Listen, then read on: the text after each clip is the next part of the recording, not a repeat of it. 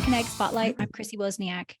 My guest today has more than 30 years of experience in immigration analysis. He's nationally syndicated columnist, former English as a second language teacher whose students were migrant farm workers. He's an analyst for the Institute for Sound Public Policy, an umbrella group that includes, among other things, U.S. tech workers, Doctors Without Jobs, and Project for Immigration Reform. Today, him and I are going to discuss why employment-based visas are unproductive and his opinion on what reform should look like. Originally from California, but now residing in Pittsburgh, Pennsylvania, I'd like to welcome Joe Guzzardi. Welcome, Joe, and thank you so much for joining me today. Thank you, Chrissy. It's a pleasure to be with you. So first of all, tell me a bit about your background, and then we'll get right into visas.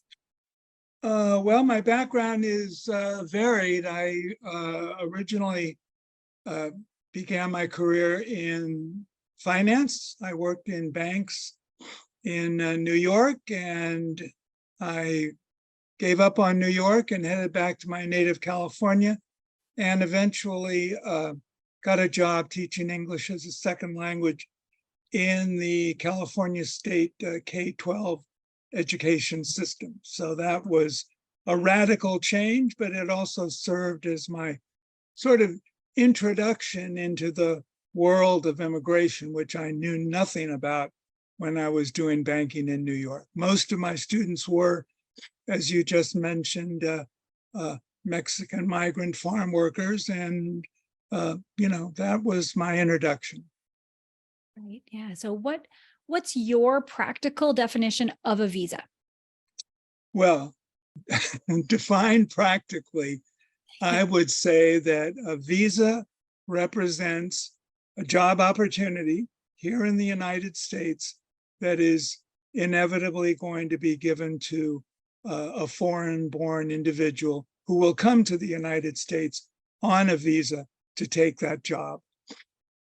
Okay, that's I mean, good. we all know, I like to remind people that people will read about visas a lot in the Wall Street Journal and in the financial pages, and hear a lot about them on the evening news. But the reality is that a visa represents a job, and it's a job that ultimately will not go to an American, even though there are invariably many, many qualified Americans that could take that job, regardless of the profession. Right. Yeah, that's it. That's an important distinction. And then these days, I'd say most producers know about or deal with H-2A visas for agriculture workers. So for anyone who's not familiar, can you give us the details of how this currently works?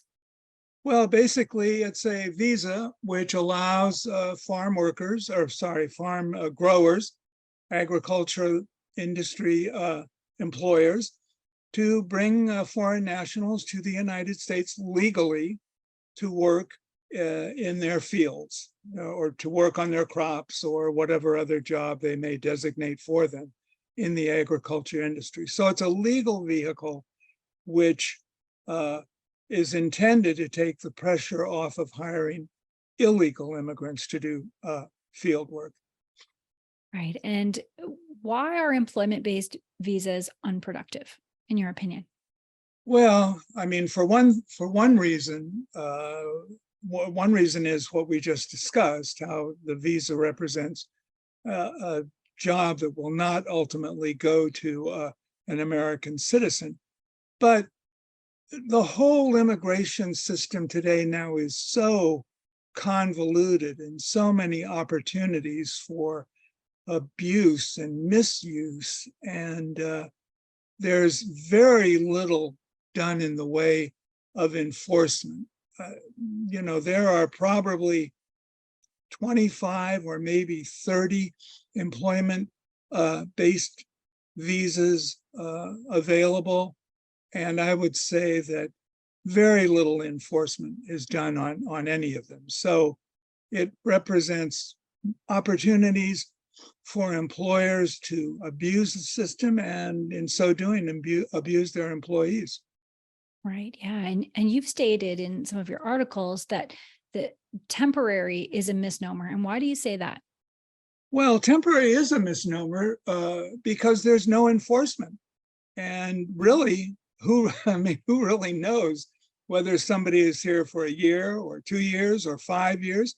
Nobody is looking for anybody who's working in the United States or who has an expiration date on his or her visa. The most commonly most commonly cited figure for visa overstays, all visa overstays, is 50%. So, if you're in the United States on a temporary H-2A visa or H-1B visa, but your overstay rate is 50%, well, that's for the 50% that don't maintain a temporary status, that's really permanent. Once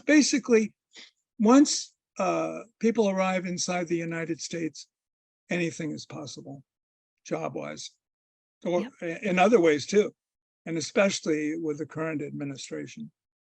Yeah, that makes sense. And you're really passionate about bringing the immigration process into this century, modernizing it. So what does that look like?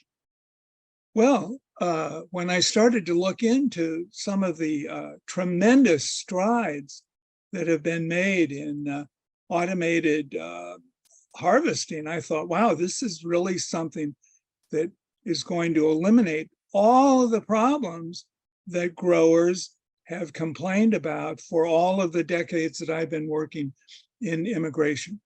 Shortage of labor, labor that cannot be depended on, harvesting that can be done much more quickly and efficiently. So that to me is a real step forward. The key thing is to get it into the mainstream. And I contend that as long as there are visas like the H-2A available, then the progress toward automated harvesting is going to be slowed down significantly. So yeah, those are great points. And you've mentioned in a recent article your concerns about the history of fraud and abuse in the H-2A visa program. So what steps do you think that Congress should take to address those issues and then to ensure fair treatment of both domestic and foreign agriculture workers? Yeah, well, that's a great point. And there are many, many studies that have been done that include claims that workers have made where they've been mistreated. These claims have been brought to the attention of government officials, and rarely is any serious action taken. So the first step is to enforce the laws, send investigators around, and when instances of fraud or abuse are found, meaningful penalties, punitive financial damages, jail time also. You really have to discourage this kind of abuse as opposed to slap on the wrist, or occasionally what will happen is that a H-2A or H-2B user will be denied access to the program for a couple of years, and that just isn't meaningful. Yeah, and this particular topic, it's very relevant in my life at the moment. I'm not going through H-2A, but my kids and I are immigrating to the US. In the process of that, I'm super fortunate that my husband is American, so I have a clear path to citizenship. But going through this process, I have just seen firsthand the absurdities that are in this system and how nonsensical so many parts of it are. I was in DC last month, and I was able to talk to a representative from the Department of Homeland Security. And I asked her, like, why some of these simple things just aren't fixed. Like, there's so many of them that are just so simple that would to me in my head would take nothing to fix them. And she had an interesting answer, because she said, we're in a state of constant crisis. So it doesn't make sense to focus on these small things when no one can agree on how to fix the crisis. So the problem is perpetually nothing happens. So what do you think about that answer? It was a good answer. It wasn't an answer that I wanted, but I could understand it. I am 100% sympathetic with what you're going through, and what I would have said to the Department of Homeland Security representative And you probably don't have the immigration background to have had that question, that response occur to you. But I would say, well, if you're in the constant state of crisis, whose fault is that? Maybe having the southwest border wide open to anybody who wants to come into the United States is contributing to the chaos.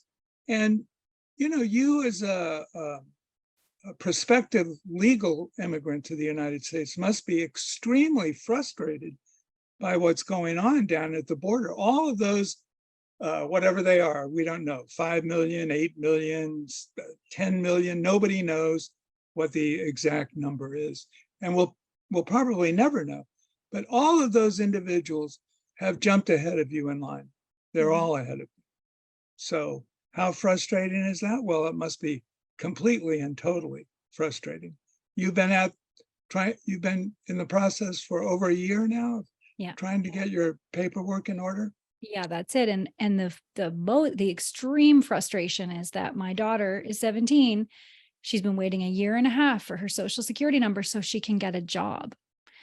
And yet an illegal can cross when they're processed, they're handed work authorization. So why isn't there an incentive to do things legally? There's no incentive to do it. Well, that's really the $64,000 question, isn't it? Yeah. I mean, why would this administration or any administration want to prioritize people who are entering the country illegally, give them work permission, give them parole, and a whole other host of affirmative benefits, while you, who's doing everything right, taking the proper steps, paying the fees and all the rest of it, are just basically stuck in limbo. I mean, it's maddening.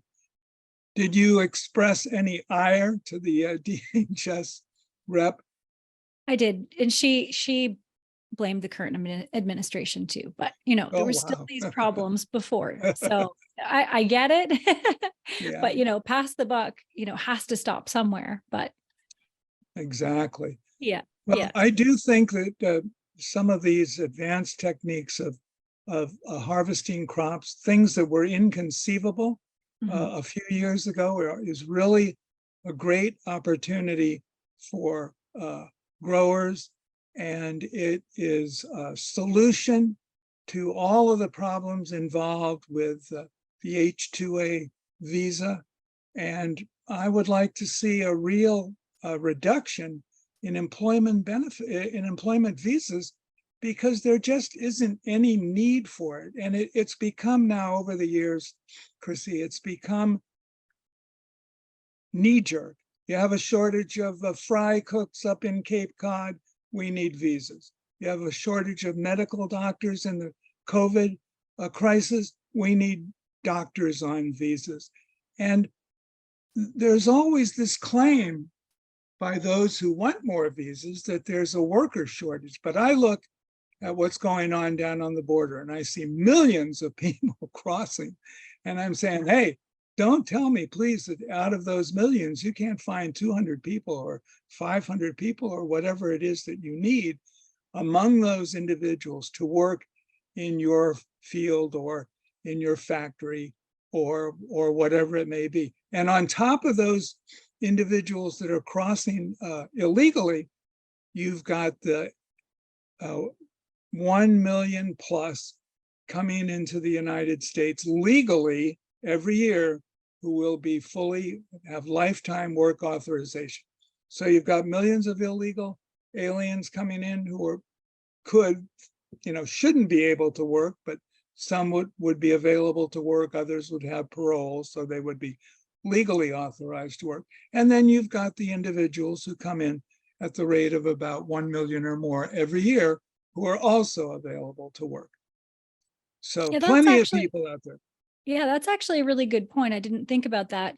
If there was some sort of logistical way to match illegals with farms instead of, putting them on social assistance or leaving them on the street, I don't know. Could that be an answer? Well, it certainly could be an answer. You would have to get a lot of people to agree, and with Congress in the kind of gridlock it is now, that would take some doing. But there are a lot of solutions before you get to the visa. What I wonder about is why, when any industry goes to Congress and says, we need 200,000 more visas to get workers. And why isn't Congress's first reaction, well, wait a minute, what, aren't there Americans, US citizens who are qualified to do these jobs? And that phase of the argument never comes up. Somebody says, for example, a great example is tech workers, Facebook and Microsoft and the Silicon Valley crowd. They say, well, we need more workers. We just need more workers. Every year, there's 65,000 foreign H-1B visa workers who come to the United States.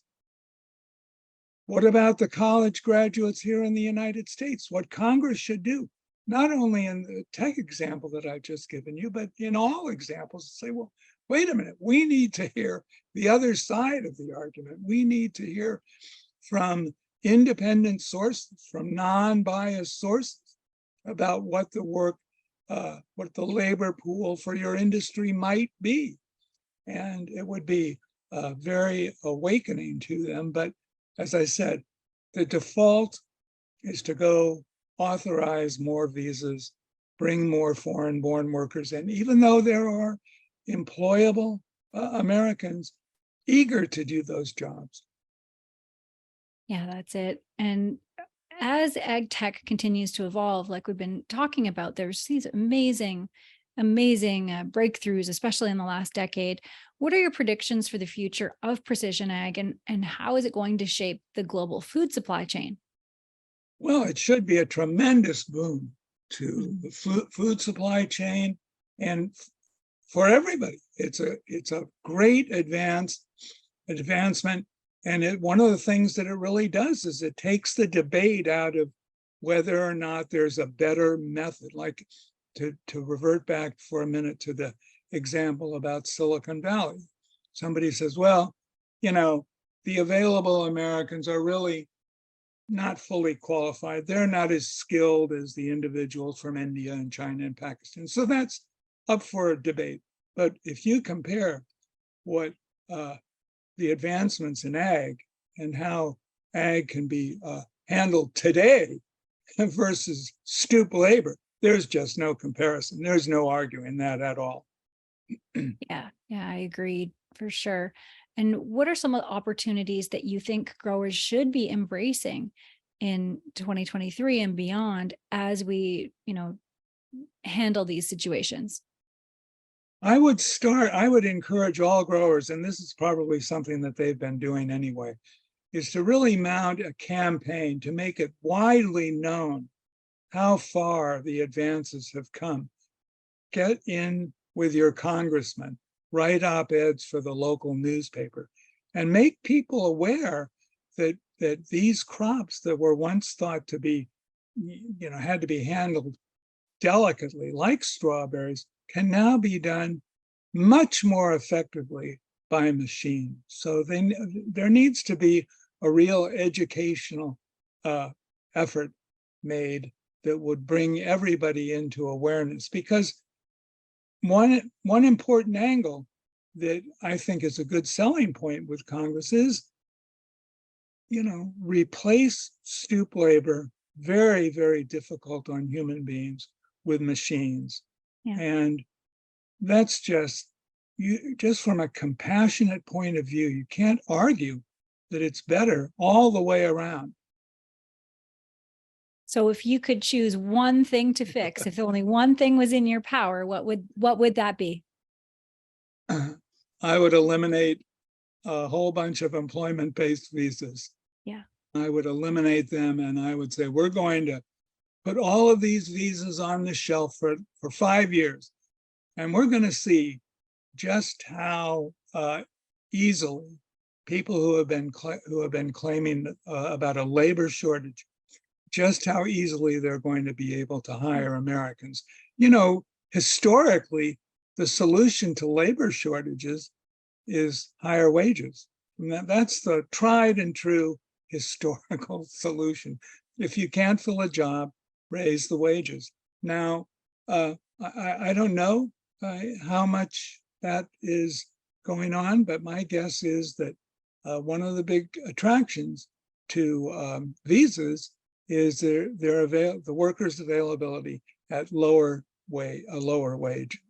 Yeah, and that's a big problem in the industry because the margin in food is low, right? So where does that money come from to pay, or is it in tandem with ag tech, I guess, right?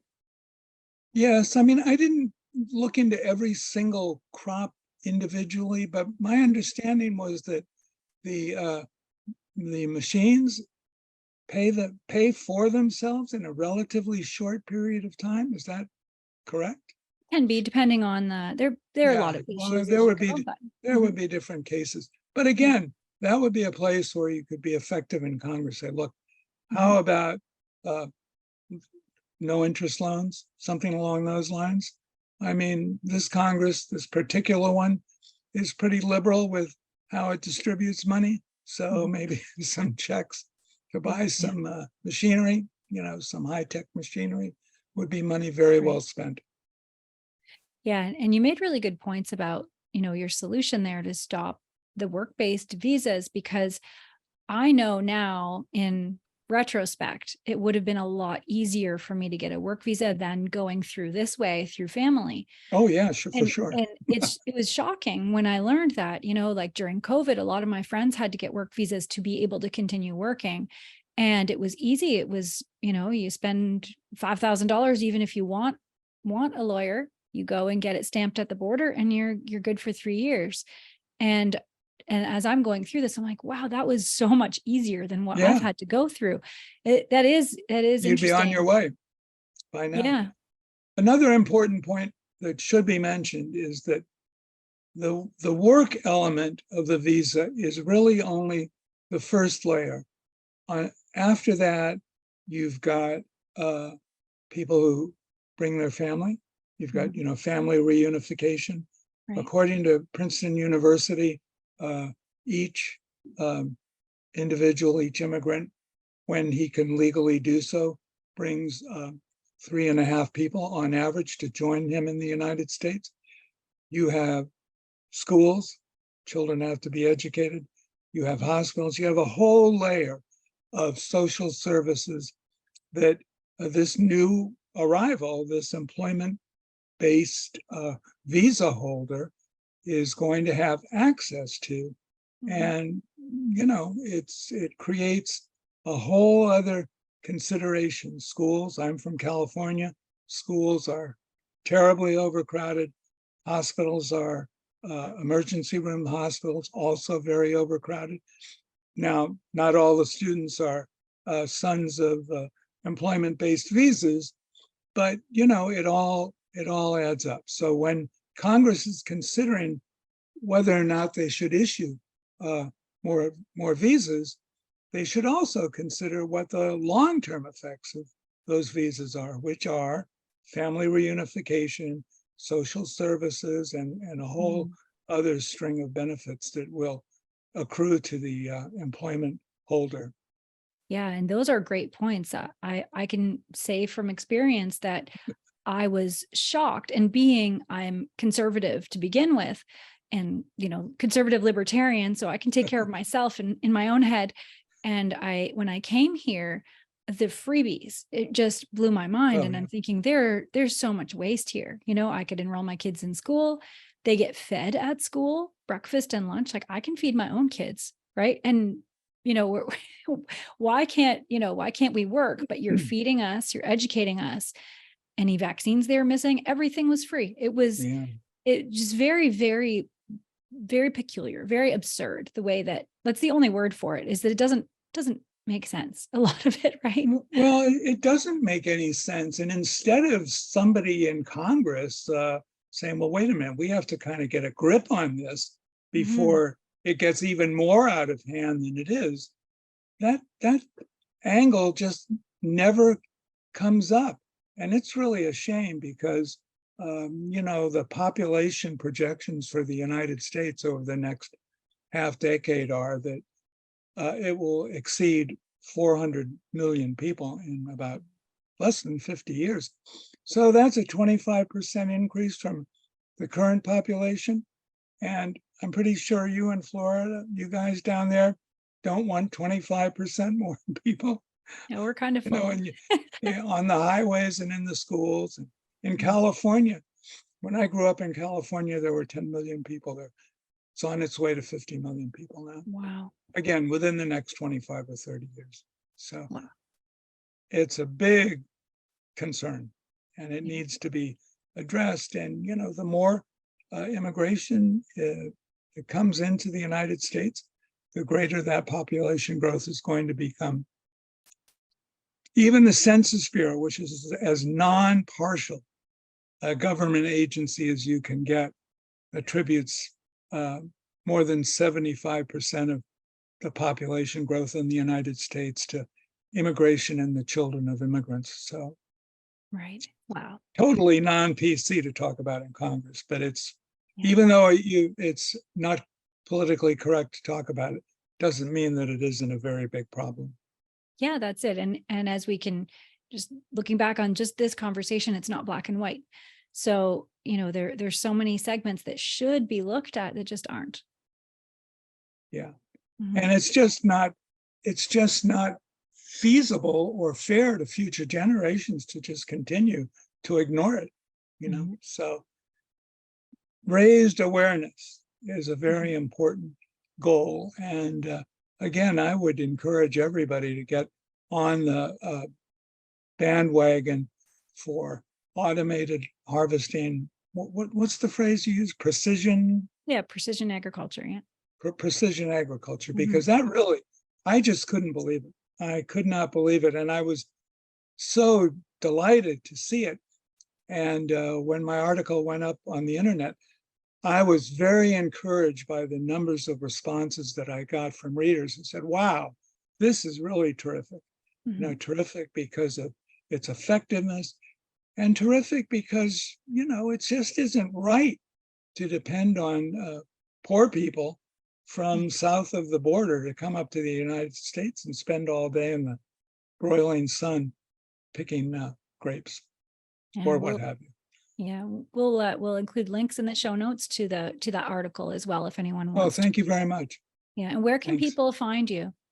You can find me on instituteforsoundpolicy.org website, or you can email me at jguzzardi@ifspp.org. Perfect. And all of that information will be on the article bio box when you send that information around. All right, sounds good. And I have one last question for you. Why do you serve the industry? Why do you do what you do? After 30 years, you're not tired of it yet. You can tell you still have a lot of passion about immigration. Well, it's amazing because as a journalist, sometimes some of my friends who write about other subjects will say, gee, I just don't know what I'm going to write about today. When you're on the immigration beat, there's never a day when you don't say to yourself, gee, shall I write about the border or the ag industry or visas, a whole bunch of subjects. And it's important. It's an issue that affects every single person in the United States in myriad ways. To say, well, I live here in Western Pennsylvania and immigration really doesn't affect me is completely incorrect. It does. Yeah, that makes sense. Well, thank you so much, Joe, for joining me today. Chrissy, great conversation. And good luck in your Thank you. effort. I wish I knew somebody at DHS that could put you on the fast track. Yeah, really, that would be great. Yeah. Well, good luck. Thanks very much. Thank you. And thanks to all who are watching or listening. If you want to learn more, the links, as I said, are provided in the show notes. Don't forget to subscribe to North American Ag Spotlight on YouTube, Rumble, or Telegram channels. And the podcast is available on Spotify, Apple, Amazon, Listen Notes, or wherever you listen to podcasts. If you like the episode, I'd love it if you shared it. Have a great day.